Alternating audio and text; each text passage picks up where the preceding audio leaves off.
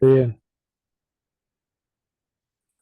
mejor. Así podemos hacer preguntas anticipadas. Sí, claro, ¿por qué no? Sí, claro. Bueno, tengo una, si te parece bien. Adelante, En adelante. primer lugar, nuevamente, muchas gracias, Miguel, por seguir participando y por tu gran generosidad, como siempre. Bueno, tengo del material que compartiste que el trabajo de Bikubo no lo terminé de leer todo, pero sí pude leer el Tayadama Sutta. Sí, Y tengo, es muy, pero muy interesante. Muy, pero muy, porque la visión de la condicionalidad eh, ligada a los comportamientos, este, es una, que la línea que dice Bhikkhu correspondiente a el samsara, a lo mundano. Está muy interesante porque es más asible, ¿no? sí, sí, sí. Este, Por esa razón lo escogí, porque previamente estudiamos secuencias causales más bien centradas en categorías del Dhamma, categorías de la claro, enseñanza o categorías de práctica, pero en este caso el Buda, pues en su genialidad, utiliza un esquema, como lo dices tú, de más bien de cualidades o falta de cualidades personales, ¿no? Entonces eso hace, digamos, el camino gradual lo hace más, vamos a llamarle humano, por decirlo así, en el y sentido de que familiar, ¿no? Más es familiar. más familiar porque entonces uno puede relacionarse con todas esas cosas que está diciendo, ¿no? Todos esos factores. Y es fascinante ese sutta porque, bueno, eh, si uno, es una fuente de reflexión para muchos años, yo pienso, ese sutta. Eh, la cuestión es que, por ejemplo, la forma en que lo veo también es como un termómetro, ¿no? Un termómetro que nos indica por dónde estamos, ¿no? Cuando uno se autoanaliza eh, y también cuando uno ve a los demás, uno puede precisamente relacionarse con ese sutta en el sentido de decir, bueno, yo todavía tengo esta quileza, todavía surge en mí, está presente, ¿dónde estoy? Entonces me doy cuenta, estoy más o menos como a la mitad.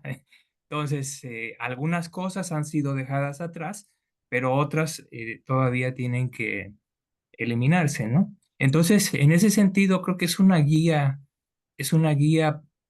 muy personal, en cierta forma, ¿no?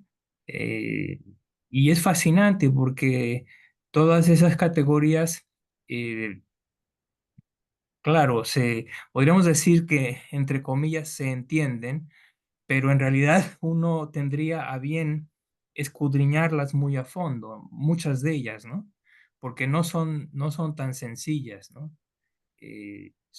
Claro, son quilesas que aparecen muy comúnmente en los sutas. Entonces, cuando uno tiene familiaridad con los sutas, eh, mm, uno hace las conexiones, por decirlo así, ¿no?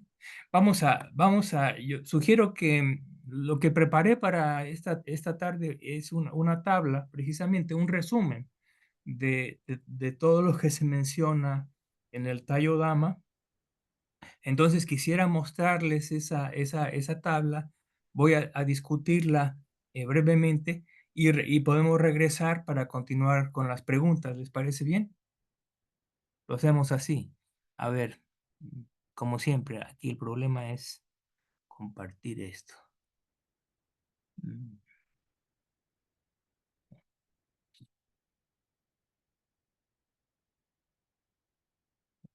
me dice que ya estoy compartiendo. Ok. Sí, ahí se ve Es- perfecto. ¿Sí se Ese- ve? sí, sí, Bueno, sí. entonces he elaborado esta tabla precisamente para tener una vista general de todo el sutta. eh, pude haberlo hecho de otra forma. Aquí escogí, por ejemplo, todas las cualidades negativas, pero pude haber hecho la tabla tomando en cuenta los opuestos de cada una de estas cualidades y la discusión hubiera sido equivalente.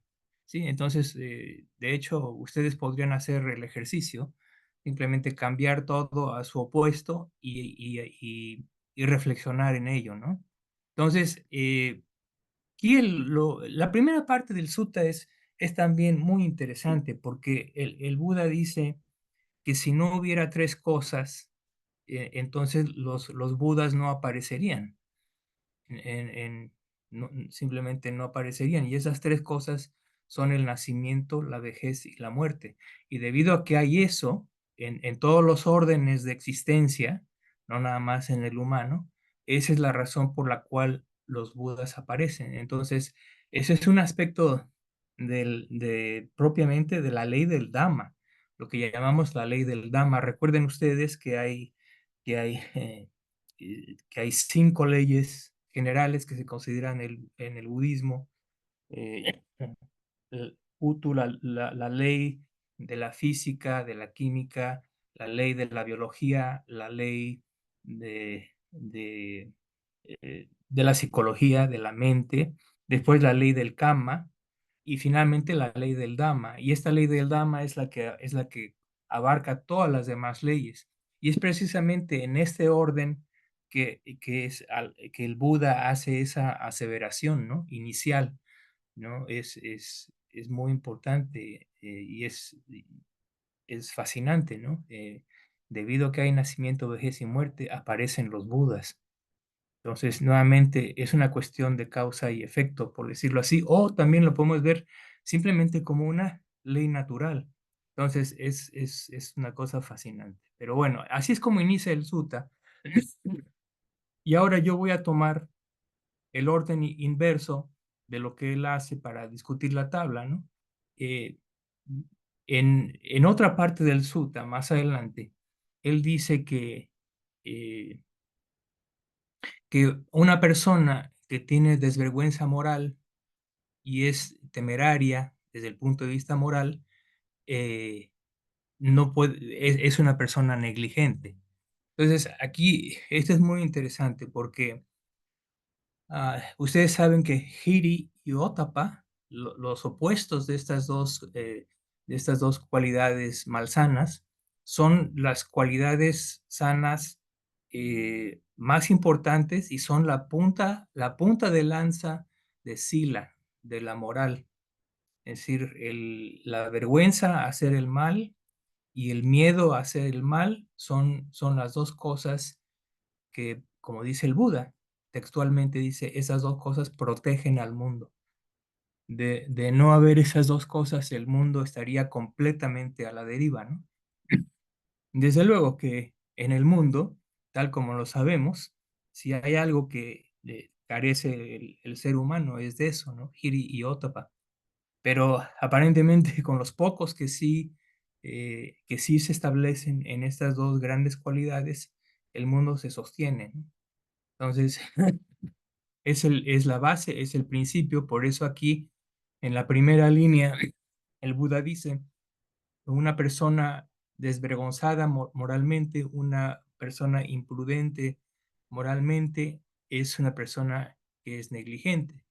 Y cuando es una persona negligente, entonces es imposible abandonar tres cosas, que son la falta de respeto, el ser difícil de corregir y las malas amistades. Ahora, es interesante, simplemente como comentario. Falta de respeto en, en la, digamos, en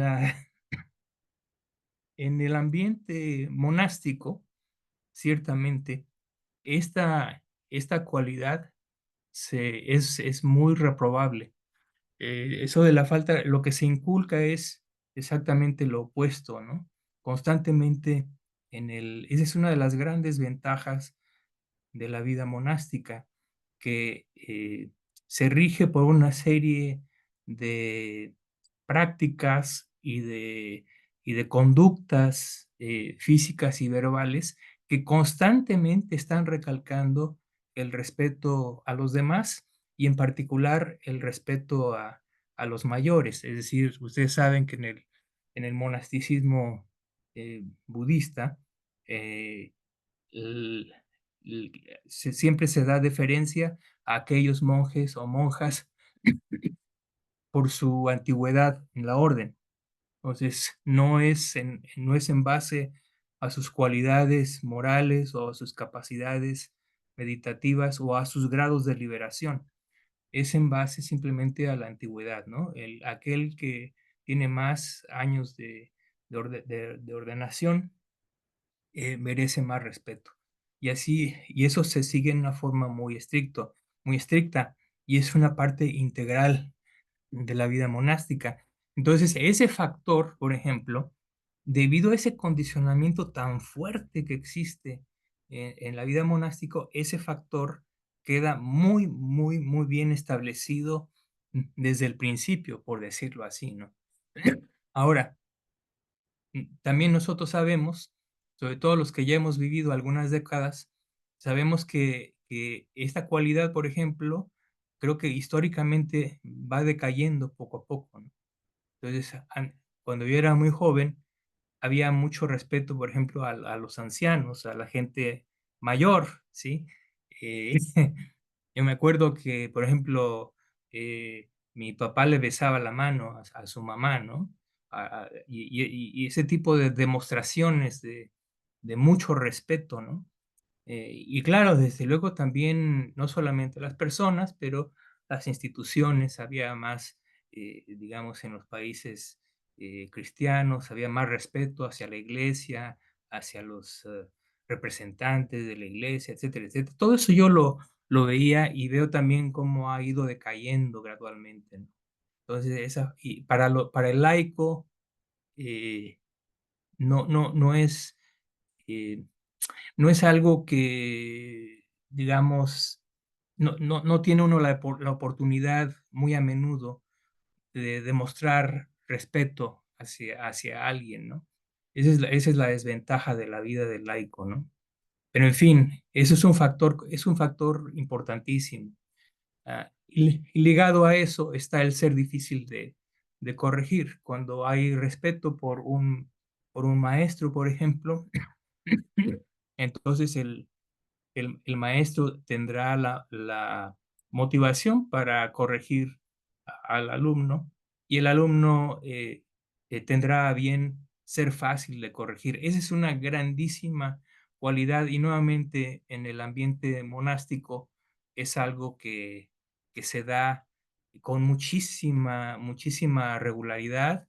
Eh, Mucho de esto es facilitado por la práctica periódica de la confesión, por ejemplo, entre los bhikkhus y las bhikkhunis, se tienen que reunir cada 15 días, en los días de luna nueva, luna llena, tienen su reunión del Sangha y tienen que hacer el procedimiento formal de confesar sus ofensas y ahí mismo es cuando siempre la confesión inicia primero el bhikkhu, por ejemplo, que tiene menor antigüedad, confiesa al bhikkhu de mayor antigüedad y luego, una vez que se termina esa confesión, el de mayor antigüedad se confiesa ante el de menor antigüedad.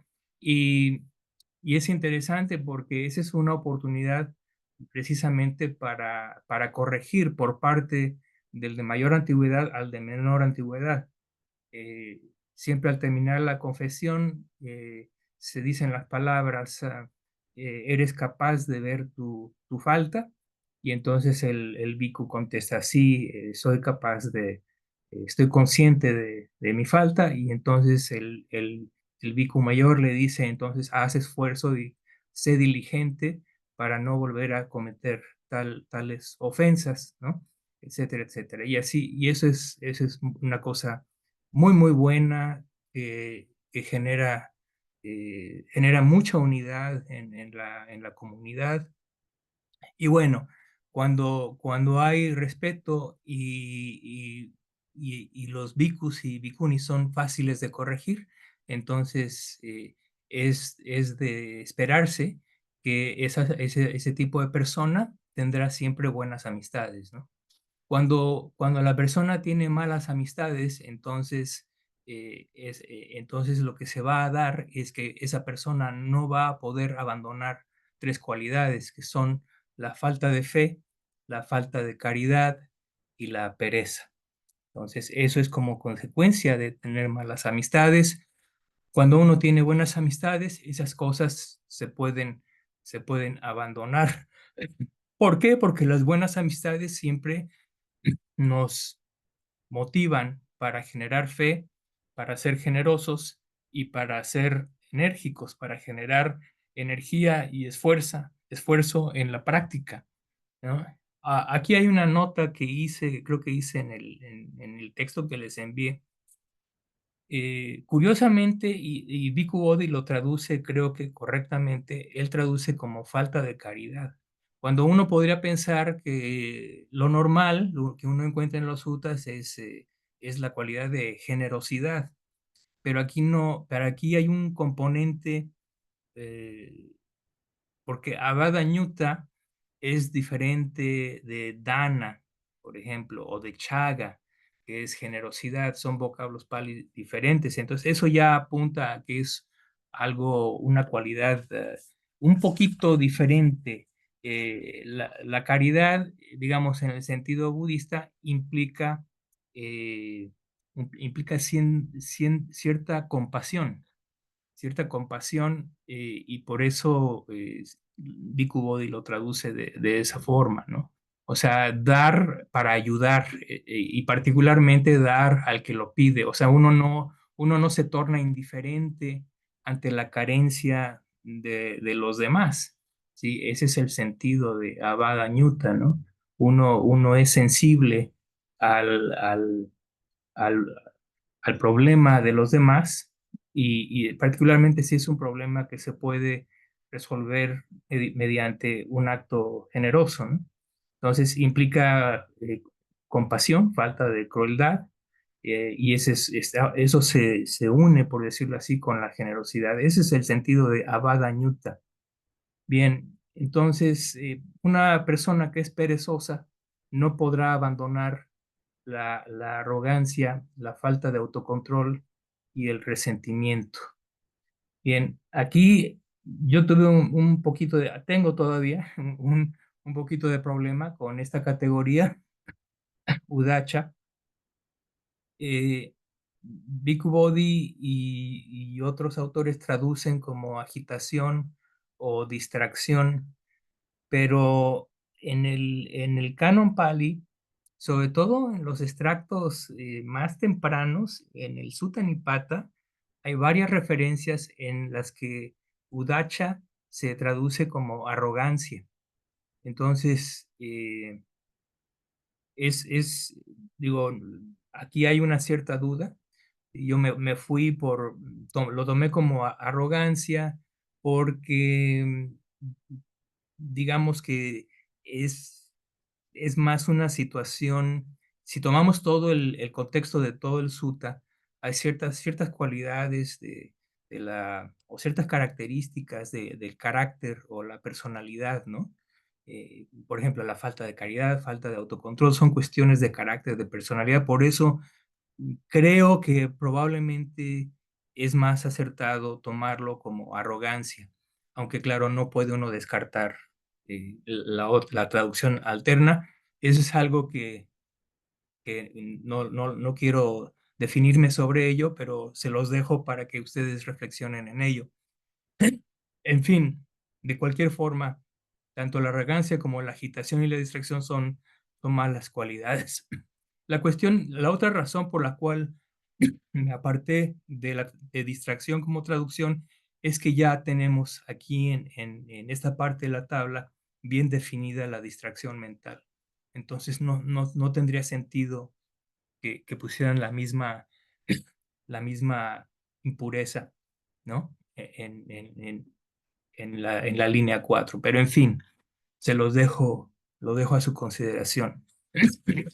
Bien, una persona que tiene resentimiento, y aquí el resentimiento está asociado con la aversión. un tipo de sensibilidad que surge cuando las cosas no van como uno quiere. Es ese tipo de reacciones a lo que le llaman resentimiento. eh, eh, Tiene que ver con dosa, la raíz du, que es aversión, eh, odio, resentimiento. Es un aspecto de la particular de la aversión, ¿no? Coloquialmente decimos es cuando nos sentimos muy fácilmente, ¿no? Cuando hay una desaveniencia. Bien, entonces, pero eso en sí es una aquileza. Entonces es algo que debe ser eh, eliminado en uno mismo. Eh, Porque si no lo logra uno hacer, entonces eso da pie a la falta de deseo de ver a los nobles, la falta de deseo de escuchar el Dhamma, y una mente inclinada a criticar, lo que llamamos coloquialmente como una mente criticona, ¿sí? Que ve la falta en todo y en todos, ¿sí? Entonces, yo creo que muchos de nosotros tenemos un poco esta cualidad en mayor o menor grado, es una cosa muy humana, pero uno tiene que reconocerlo, y esa es parte de la utilidad de estos sutras, ¿no? Como les decía, dan pie para la propia reflexión interna. Ahora, ciertamente, la falta de deseo de ver a los nobles y la falta de deseo de escuchar el noble Dhamma son esos dos en conjunto, son aspectos fundamentales, podríamos decir, o primarios, en términos de iniciar el camino hacia la liberación, ¿no? Cuando hay una indiferencia hasta eso, a esto, es imposible dar paso adelante, ¿no? Entonces, por eso se dice tanto en los suttas que uno debe visitar. ¿Y por qué? Y uno visita porque uno, a través de visitar a los nobles, en este caso, digamos, a los bhikkhus, a las bhikkhunis, entonces uno tendrá la oportunidad de escuchar el Dhamma, no sin antes haber demostrado respeto, porque eso es un factor crucial también. Es decir, no solamente eh, no es suficiente ir y visitar para ver a los nobles, sino que habiéndolo hecho, uno debe mostrar respeto. Y solamente cuando la persona muestra respeto, entonces el bhikkhu o la bhikkhuni estarán dispuestos a pronunciar el Dhamma o las enseñanzas. Ahora, esa es una cuestión que está también muy bien asentada en la comunidad monástica. De hecho, es parte del Vinaya. El mismo Buda les dice a los monjes y las monjas que tienen prohibido enseñar el Dhamma si no hay respeto por parte de, de- de los individuos laicos que van a visitarlos. Entonces también ese es un aspecto, en dos lados, ¿no? La actitud del laico hacia el monje y la actitud del monje hacia el laico, ¿no? Eso está muy bien, muy enfatizado y tiene su base en el entrenamiento gradual. Y yo quisiera, ya que estamos en este punto, de una vez les comento que para la siguiente plática quisiera presentarles otra serie causal que precisamente inicia de esta forma, ¿no? Inicia eh, remarcando la necesidad de visitar a los nobles y la necesidad de mostrar respeto y de escuchar el Dhamma, ¿no? El sutta que quiero discutir se llama el Sutta de Chanki, que es el Majjhima Nikaya, creo que es el número 95, si no me equivoco, y ya se los estaré enviando como material de estudio para la siguiente plática. Bien, entonces, una mente que es criticona, entonces no va a poder deshacerse de la propensión por olvidar la verdad, la falta de comprensión clara y la distracción mental. Aquí nuevamente mi traducción, después de mucho buscar en los diccionarios Pali, fue finalmente esta, la propensión por olvidar la verdad. Bhikkhu Bodhi lo traduce como confusión mental, pero creo que es más certero traducirlo como propensión por olvidar la verdad. Y aquí también hay un sentido de este enunciado, porque no, inicialmente yo pensé, eso es no ser veraz, es falta de veracidad, es decir, una mente que se inclina a mentir. Pero no, ya investigando más en las fuentes, me di cuenta que esa propensión por olvidar la verdad es simplemente falta de sati, falta de atención plena, porque la atención plena o sati tiene como cualidad principal la capacidad para recordar aquello que fue dicho o fue hecho hace mucho tiempo, en palabras textuales que se encuentran en los suttas. Una y otra vez definen a sati de esa forma, más como una capacidad de recordar, más que como atención. Eh, eh, Claro, Sati desde luego tiene el aspecto de atención. Sati tiene dos funciones. Tiene la función primero de establecer el entorno perceptual, el de comprender el entorno perceptual, pero después la siguiente función es el recordar, el recordatorio de qué cosa es lo que esa mente eh, cómo tiene que, cuál es la actitud precisamente ante ese entorno perceptual, ¿sí? Por ejemplo, para que se entienda, es muy sencillo, todos nosotros practicamos meditación, entonces es muy común, uno quiere meditar, pone atención en el objeto y uno se pierde, ¿no? En ensoñación, en una fantasía, y en el pasado, en el futuro, etcétera, etcétera. Entonces, en un momento dado, uno se da cuenta de que está perdido. Eso es a lo que se refiere tomar nota del contexto perceptual.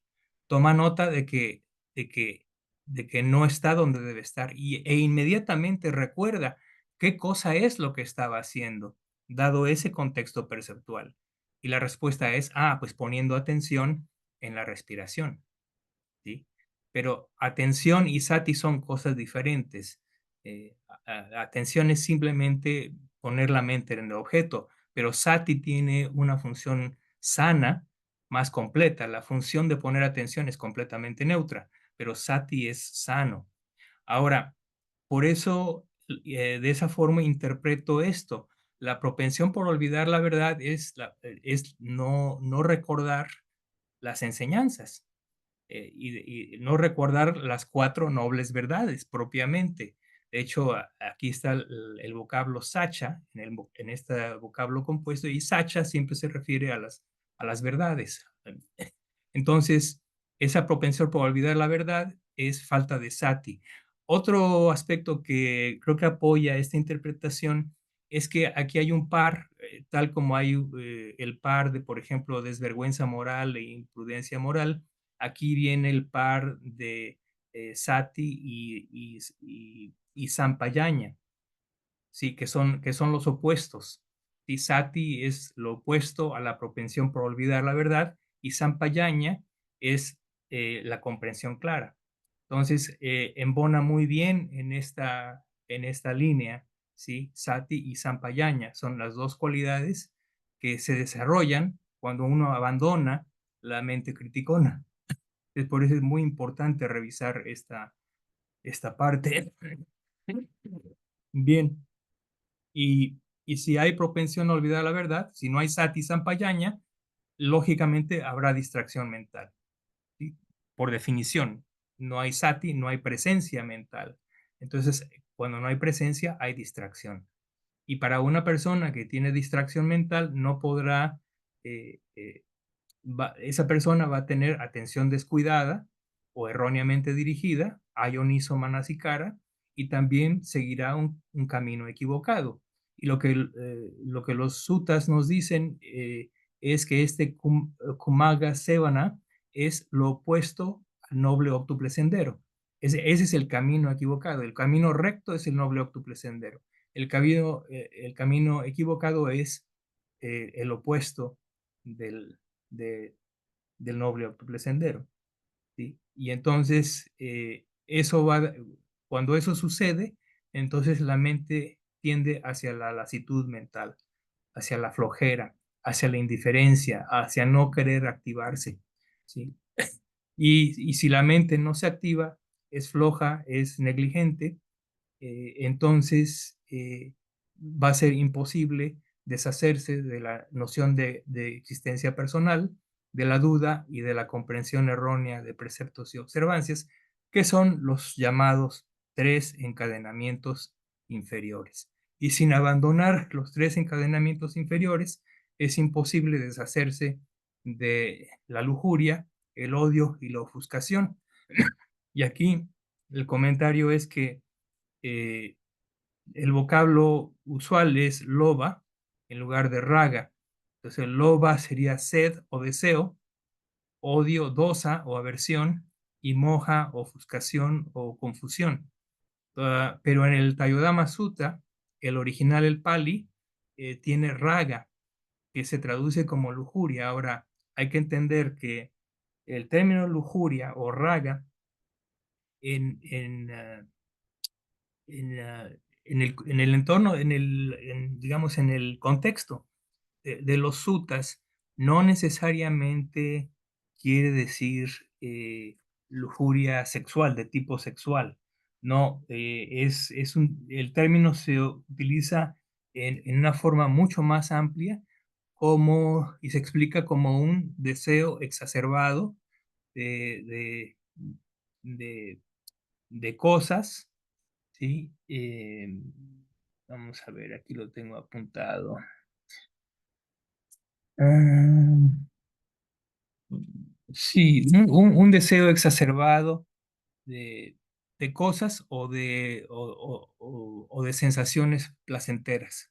Eso sería raga. Y a veces el término va acoplado con nandi. Y Nandi se traduce del pali como deleite. Entonces, Nandi Raga es la copla que siempre va, generalmente, sería deleite y pasión, o deleite y lujuria por las cosas. Y precisamente en relación con la segunda noble verdad, el origen del sufrimiento. Buda dice que ese deleite y esa pasión por lo condicionado es el origen del sufrimiento. Bueno, entonces de esa forma ya discutí brevemente la tabla. Voy de regreso para discutir algunas preguntas o comentarios. Déjenme ver cómo regreso aquí. Mm,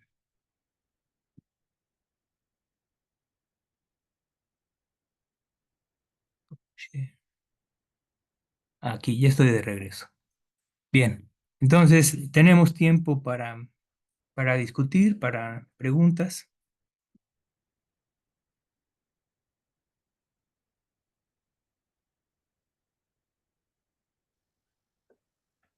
Miguel, ¿puedo hacer Sí, otra pregunta? sí, y Bueno, después perdón, va perdón. Miguel. Miguel de Anquín quería hacerlo. No, no vi que levantó la mano. A ver, perdón, Miguel.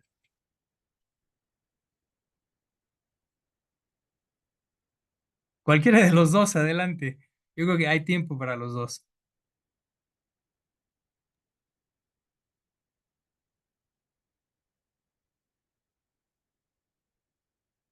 Tienes el micrófono cerrado, Miguel. Sí, sí, adelante, adelante, Edgardo. Bueno, mucha cortesía hoy, yo creo que nos impresionó el SUTA.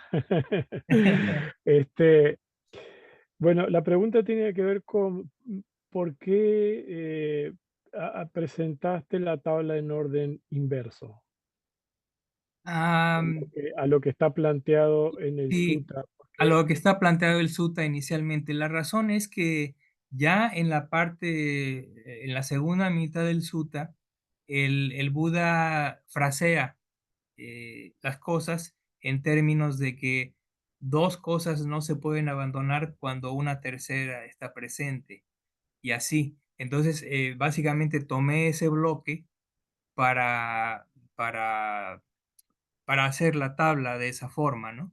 Entonces, siempre en la tabla, si recuerdan, es la columna del final, es la cualidad mediante la cual no es posible deshacerse de las siguientes tres cualidades.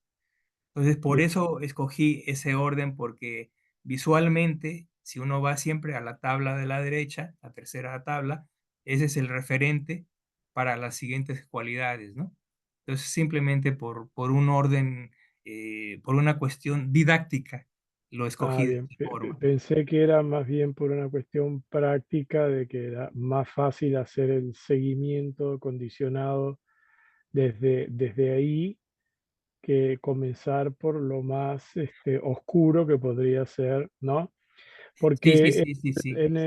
a ver, la pregunta, ¿por qué te hago esta pregunta? Porque existe también, es invariable esa relación, esa secuencia, o uno puede atacar cualquiera de las categorías para modificar la siguiente, porque de hecho, si uno modifica una categoría, se modifica el resto, ¿no?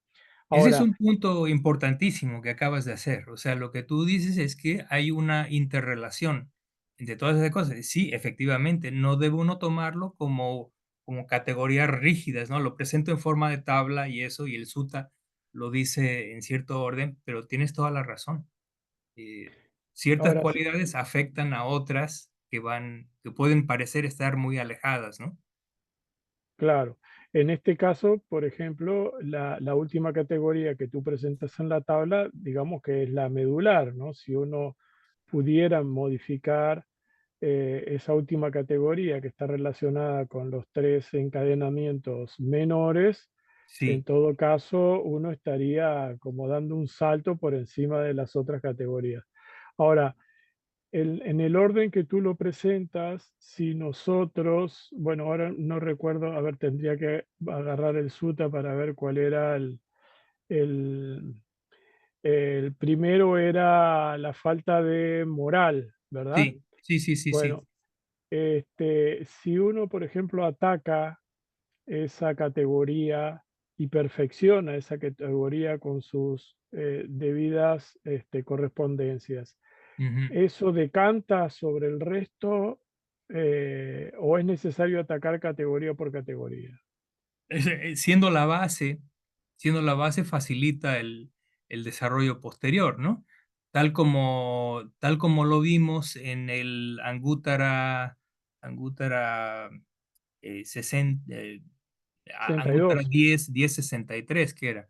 Recuerdan 63, que en el origen dependiente trascendente, el desarrollo de la moral es lo que da lugar a la satisfacción, a pamoya, y a partir de ahí vienen el gozo, la tranquilidad, la felicidad, que son factores de jhana para desarrollar samadhi y posteriormente desarrollar la sabiduría, ¿no? Entonces, él es la base. Igual aquí en este sutta, también lo que nos está diciendo es que la vergüenza moral y el temor moral son la base completamente necesaria para poder desarrollar el camino, ¿no? Y voy de regreso a lo que dijiste inicialmente, porque es importantísimo. Efectivamente, lo que dijiste es cierto. Las cuestiones, digamos que la piedra dura son los tres encadenamientos inferiores. Y precisamente la cualidad que les precede, si lo vemos en términos de cualidades, es lo opuesto de la lasitud mental. Es decir, es la, la activación, pero aquí en este sentido, esta lasitud mental es el fomentar la energía que va a dar lugar a atención plena y concentración. Es decir, como vemos ya en la línea 7 ya está, ya es una cuestión bastante avanzada.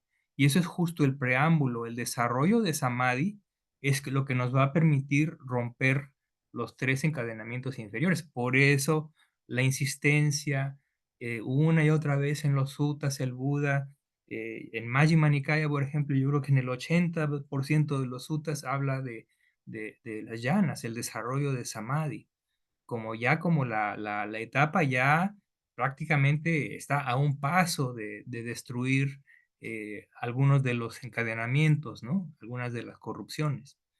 Entonces, aquí se corrobora nuevamente, ¿no? Por eso la interpretación de la actitud mental es algo muy, muy, muy profundo, ¿no? Esa no, no activación de la mente hacia la concentración. Entonces, ese Gra- es el sentido, ¿no? Gracias, Miguel. Sí. Gracias. Miguel, Miguel, ¿querías tú preguntar algo? Sí, sí, ¿se escucha? sí, sí, te escuchamos. ¿Qué tal, Miguel? Buenas noches. Buenas noches. Eh, Acá de nuevo estamos ante elementos de alguna manera causales, pero me da la sensación que hay que entender de que las fuerzas de la condicionalidad también están incluidas acá y no es tan simple, ¿no? Como que A y B, sino que No, hay una interrelación, un poco lo que decía Edgardo también, ¿no? sí.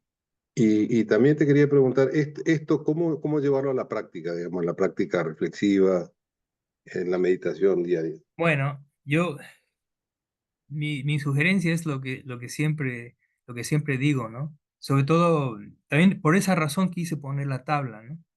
Porque la memorización es fundamental. Entonces, por ejemplo, en todos los casos que hemos examinado, claro, podríamos decir que estoy un poquito, ¿cómo se dice?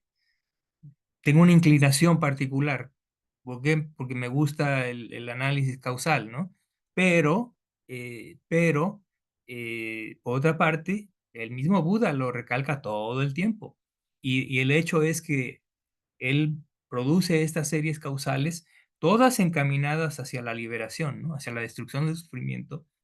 Y creo que en forma práctica, como tú lo estás preguntando, uno de los primeros pasos es memorizar estas secuencias causales para tenerlas ya fijas en la mente, ¿no?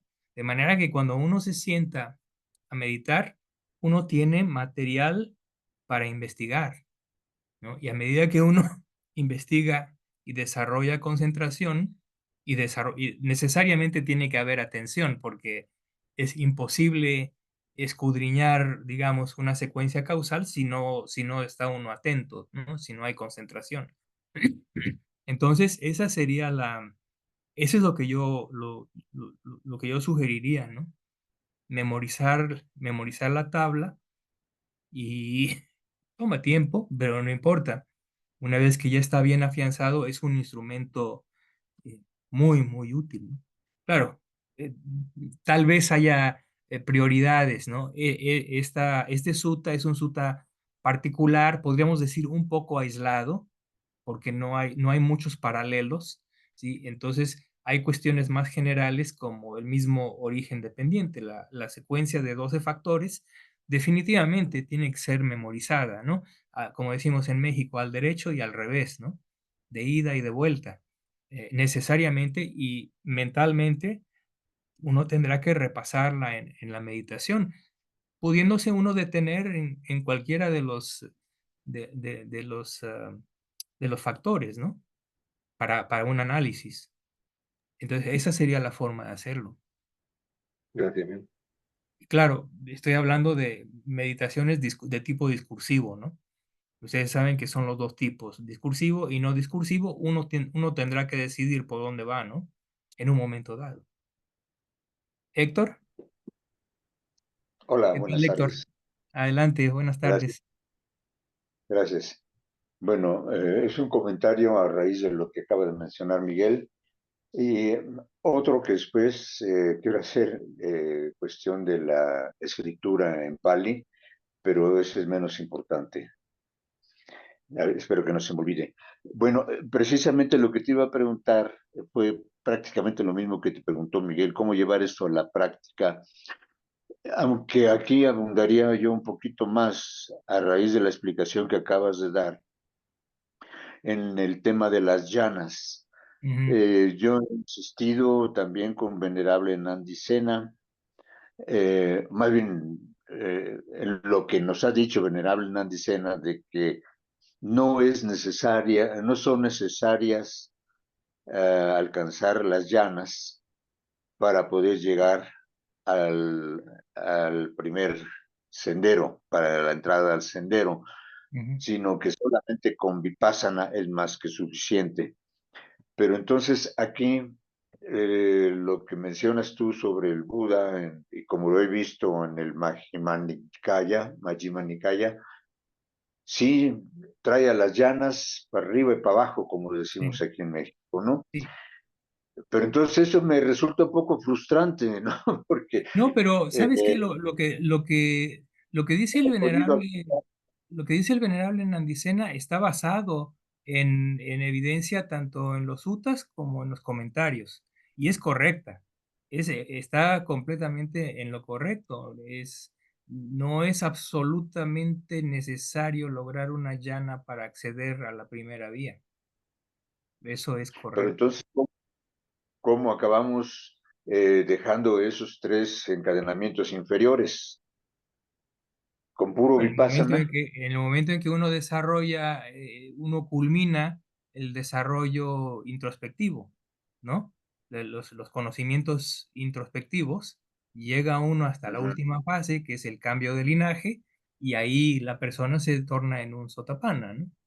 Ahora, el grado de concentración necesario para cubrir todas esas etapas anteriores es del nivel de lo que llaman en los comentarios la concentración de acceso, que no es una concentración yánica, pero es una concentración suficientemente estable para que la mente pueda en forma continua estar atendiendo las tres características a medida que uno desarrolla estos conocimientos, ¿no?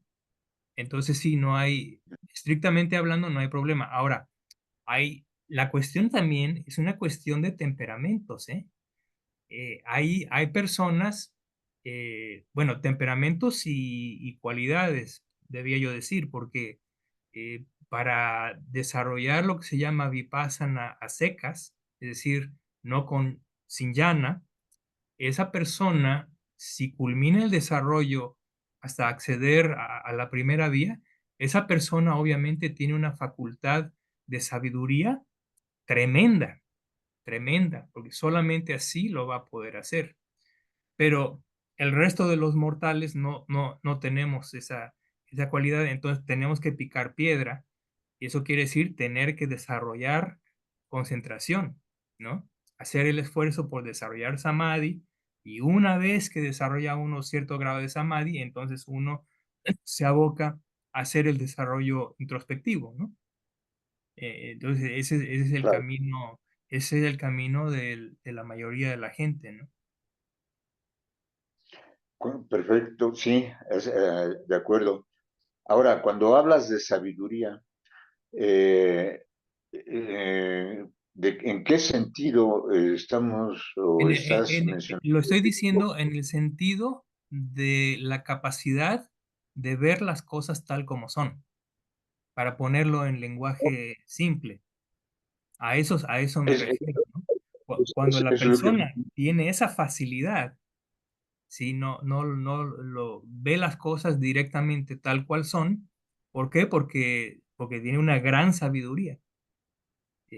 Entonces, eso le facilita, esa facultad es la que liderea, ¿no?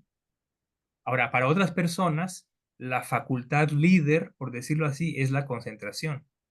Ese es digamos, un gran grupo de personas pertenece Ajá, a esta categoría, ¿no? Y luego está la otra, digamos, la otra gran categoría, que es las personas que han desarrollado la facultad espiritual de la fe en forma muy firme, muy firme. Entonces, ese es digamos que el tercer modo de desarrollo en las personas practicantes, ¿no? Entonces, uno tiene a bien saber a cuál pertenece, ¿no?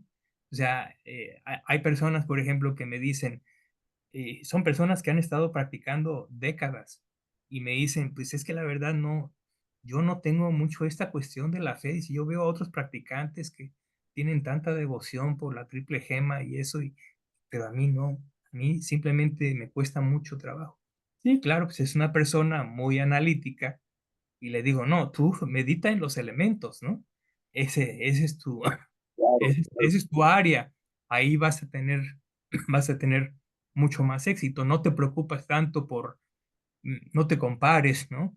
No te preocupas tanto por no tener tanta fe, ¿no? Es decir, claro. cuando tú ganes la vía conocimiento introspectivo, esa fe va a ser ya irreversible. Te vas a dar cuenta, sí, efectivamente, llegué aquí porque seguí las instrucciones del Buda. Entonces, ¿a quién se lo debo? Pues se lo debo al Buda. Entonces, Claro. como digo, hay tres grandes tipos de practicante, ¿no? Y uno tiene que identificar a cuál pertenece uno y entonces uno tendrá una cierta inclinación, ¿no? Con respecto a la práctica. No es adecuado eh,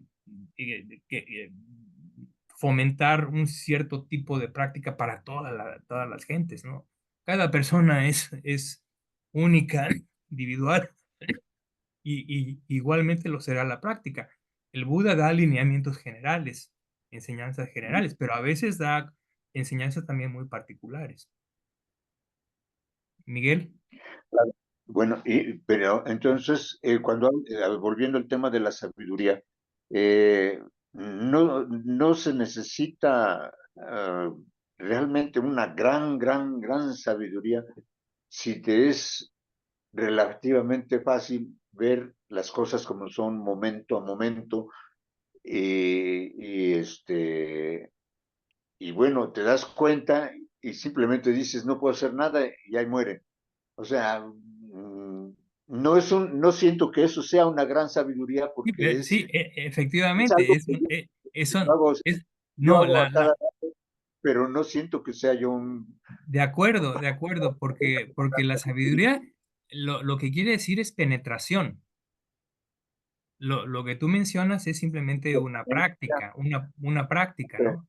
O sea, uno practica en cierta forma y lo puede hacer muy correctamente, pero no hay penetración.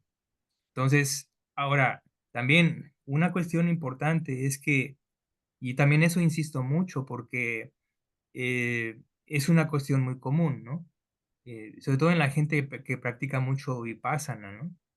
Siguen al pie de la letra todas las instrucciones, etcétera, etcétera, pero no hay resultados. Y es que ahí Sí, lo que está exacto. faltando es el desarrollo de todas las demás prácticas y cualidades necesarias que son complementarias, ¿no? Entonces, por eso también me gusta mucho hacer énfasis en el entrenamiento gradual. A las otras virtudes.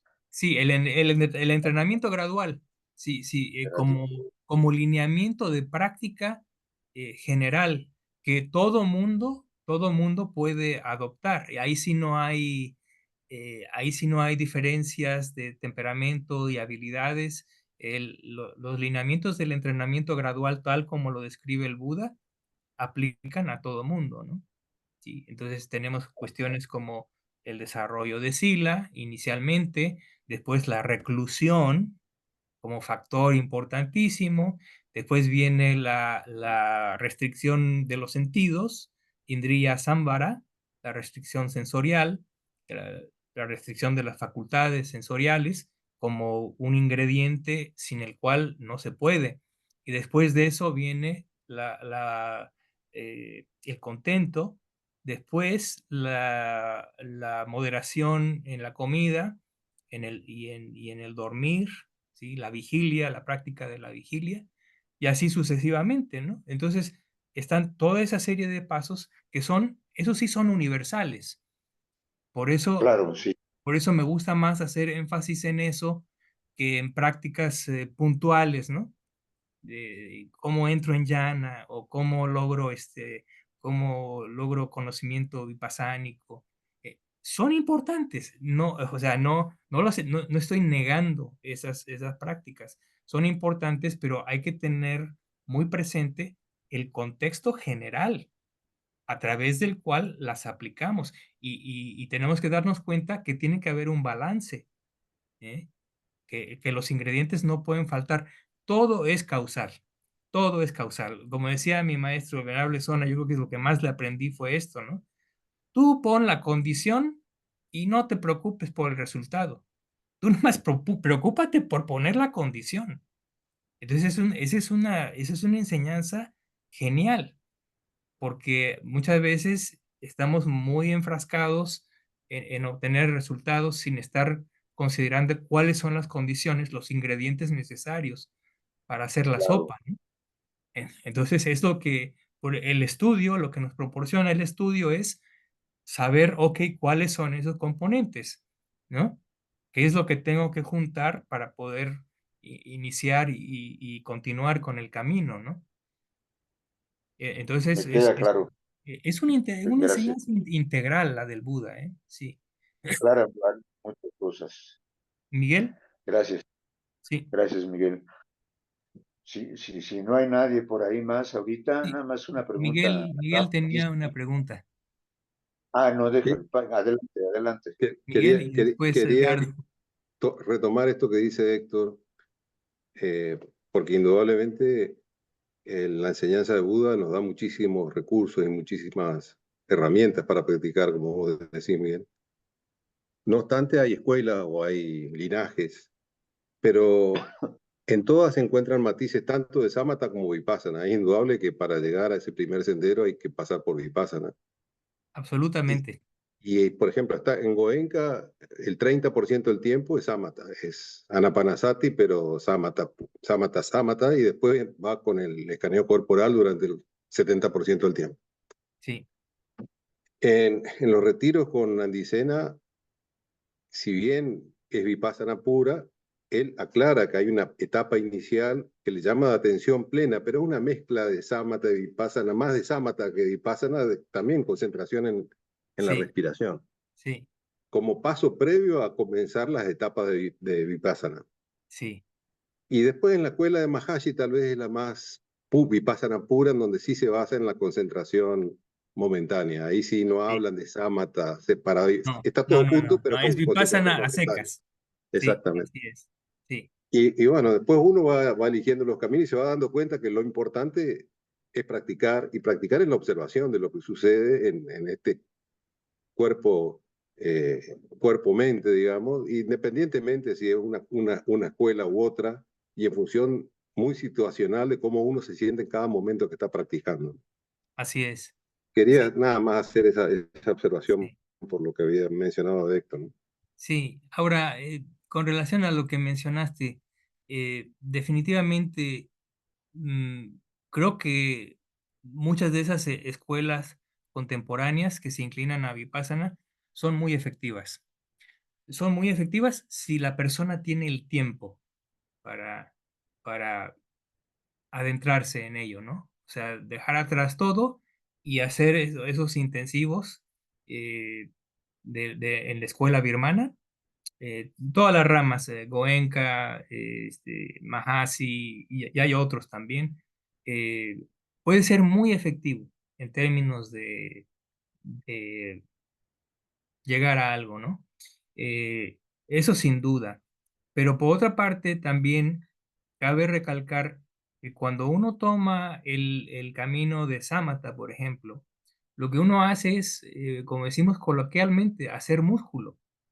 Hacer músculo, uno desarrolla un cierto grado de concentración y entonces cuando uno sabe que uno ha estabilizado la mente, que hay tranquilidad, que hay ecuanimidad, entonces uno aplica todo lo que uno sabe de Vipassana y entonces uno va sobre ruedas.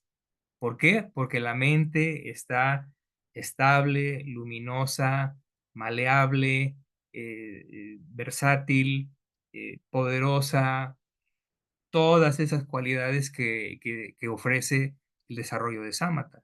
Y entonces el avance es muy rápido.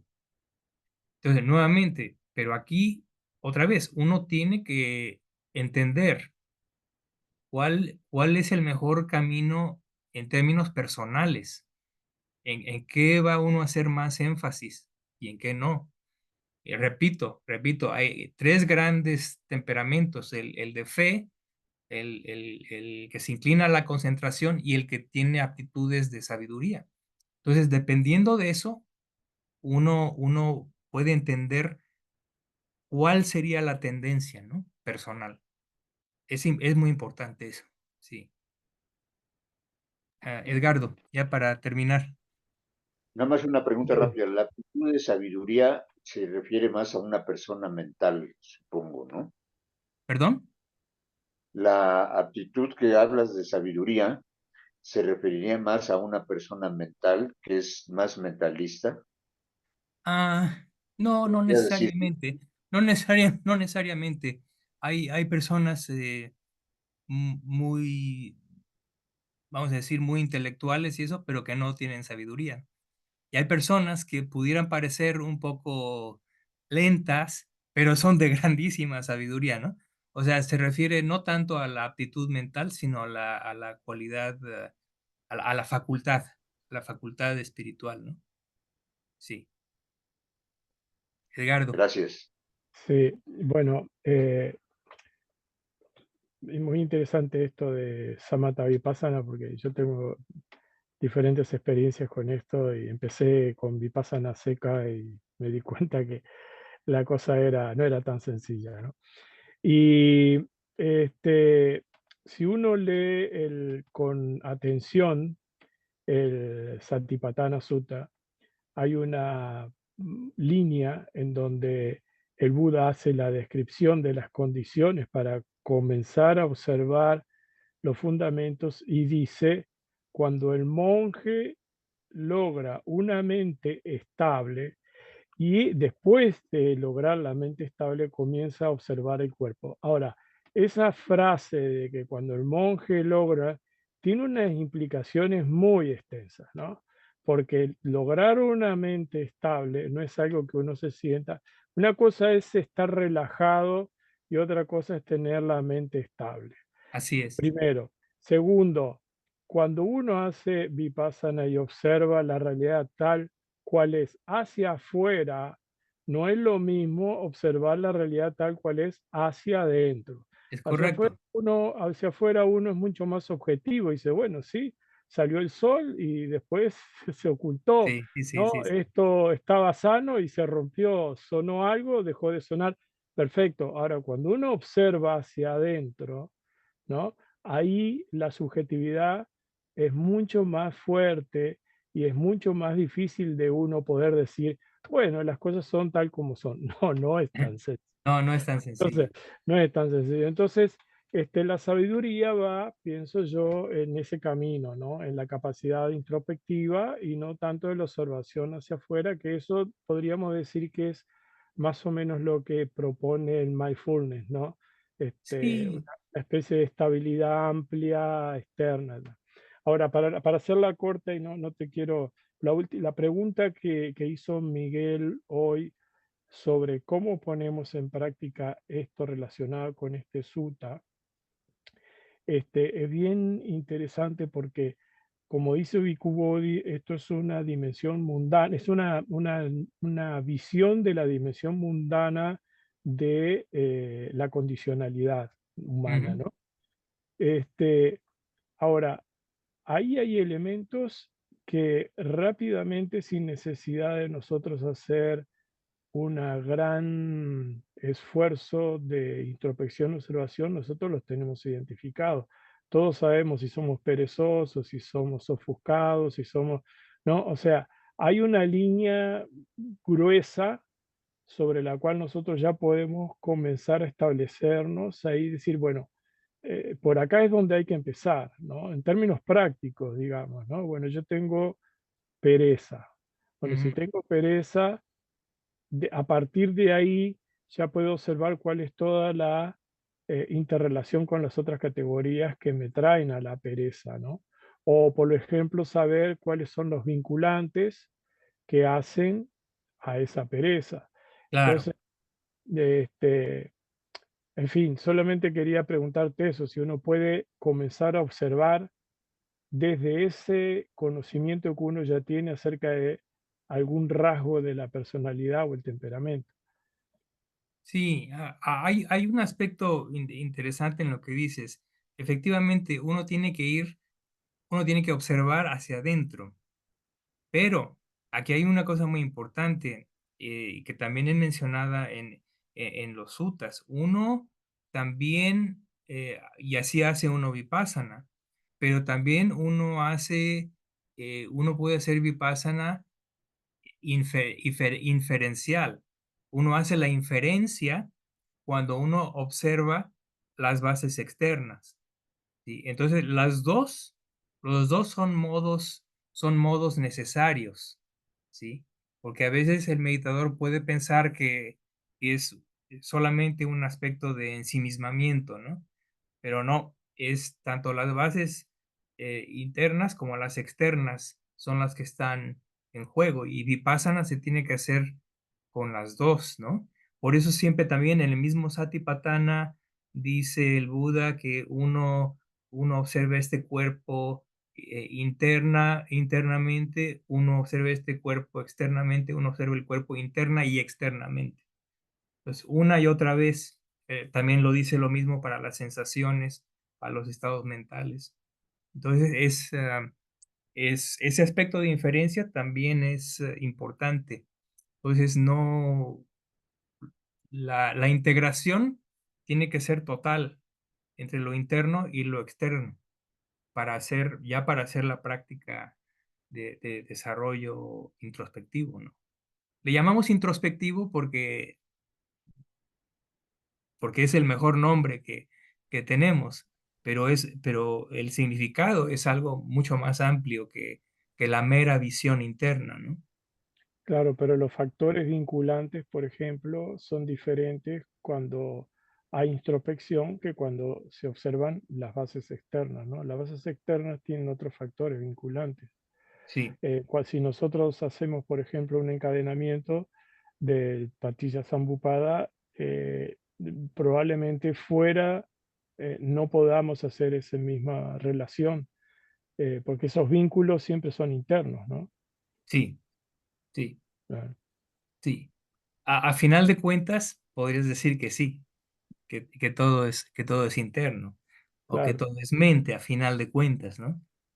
Es claro, es muy interesante ese punto, porque, por ejemplo, cuando uno contempla el elemento tierra, es decir, los objetos físicos, ¿qué es lo que uno realmente está percibiendo? Uno solamente percibe diferencias de color. claro. Eso lo dicen los comentarios, ¿no? Realmente es solamente eso. Cuando yo estoy viendo aquí la pantalla, yo y percibo y comprendo que hay un aspecto físico aquí en esta pantalla y en este tablero que estoy viendo y en la imagen proyectada en la pantalla, pero en realidad lo que se está percibiendo son gradientes de color. Fotones, Y eso es todo lo que es. No, no, claro, es una, lo que llamamos perspectiva, por ejemplo. Dice, no, pero es que hay un volumen, no, no, si lo reducimos a su mínimo, inclusive esa perspectiva no es más que un gradiente de colores. Y eso es lo que dicen los comentaristas, ¿no? Y tienen toda la razón. A final de cuentas, el análisis es así, ¿no? Entonces es muy interesante. A y, final y de en- cuentas, Vipassana lo que nos permite es precisamente acercarnos a eso. Es una especie de objetividad realmente, ¿no? Y también nos ayuda mucho para darnos cuenta de que el problema es precisamente la subjetividad. claro, Si claro, porque, percibimos, entonces proliferamos y a través de la proliferación interpretamos y generamos ciertas inclinaciones que después derivan en cierto tipo de patrones de pensamiento y finalmente en nociones que generalmente son erróneas. Entonces, ¿por qué? Por esa falta de objetividad. Por eso, repito, voy de regreso a lo que comentaba con Miguel. Estas prácticas de la escuela birmana son muy buenas, porque precisamente hacen que el alumno practique incidiendo mucho en estas formas objetivas de percibir, para sacarnos precisamente de la subjetividad, ¿no? Es decir, el problema es que, para decirlo en términos muy sencillos, es que nos creemos nuestros pensamientos. Ese es el problema. Nos creemos lo que estamos pensando. Pero en realidad lo que tenemos que ver es que es solamente pensamiento. El matiz que tome lo notamos, ciertamente, pero es solo eso. Y es impermanente. Siendo impermanente, no hay por qué asirlo, aferrarse a ello. Lo deja uno cuando lo entiende, ¿no? Entonces, de esa forma uno va deshaciendo las obsesiones, uno va deshaciendo estas nociones erróneas. Pero ese es lo más difícil, es llegar al vórtice. Y el vórtice está en la mera percepción. Solo el Arahant es el único que puede realmente llegar a ese punto, en el que percibe exactamente cómo son las cosas. Mientras el individuo no sea un Arahant, no podrá percibir correctamente. Podrá pensar correctamente, como un Anagami, ¿sí? Y podrá tener la noción correcta, como un Sotapanna. Pero no, esos últimos dos, no van a poder percibir realmente las cosas tal como son al 100%. Así es. Entonces en realidad la práctica es un proceso de deconstrucción de ciertas cosas y de construcción de otras cosas, ¿no? Que se tienen que ir llevando en forma equilibrada hasta que la persona entiende, ¿no? Viene ese entendimiento directo, directo, directo, es experiencial, es vivencial. No tiene que ver con la razón, la lógica, no tiene que ver con eso. ¿Sí? ¿De Muchas acuerdo? gracias, Miguel. Bueno, lo dejamos aquí, ya me pasé un poco y De- ya en la siguiente continuamos discutiendo. En los próximos días les envío el Sutta de Chanki, que es un sutta fascinante. Les doy un poquito de avance. En realidad lo que a mí me interesa es la parte final. Y yo quisiera que ustedes se centraran más en la parte final del sutta. Hay un preámbulo muy largo, es muy interesante, pero lo que quiero enfocar es la parte final del sutta, ya para terminar estas secuencias causales. ¿De acuerdo? Bueno, Muchas que gracias, Ok. estén Miguel. muy bien, Me va- contentos y en paz. ¿Eh? Buen Que puedan Gracias. descanso. practicar Gracias. y que haya La mucho tabla, contento. Miguel, la tabla Les no las envío la puedes enviar, tabla. En este momento les envío la tabla. Que estén muy pero bien. Gracias. Hasta por luego. WhatsApp. Sí. Bueno, Gracias. gracias. Gracias. Hasta luego. Hasta luego, compañeros, compañeras. Buenas noches. Tengan Que descansen. Buenas noches. buenas Buenas noches. noches.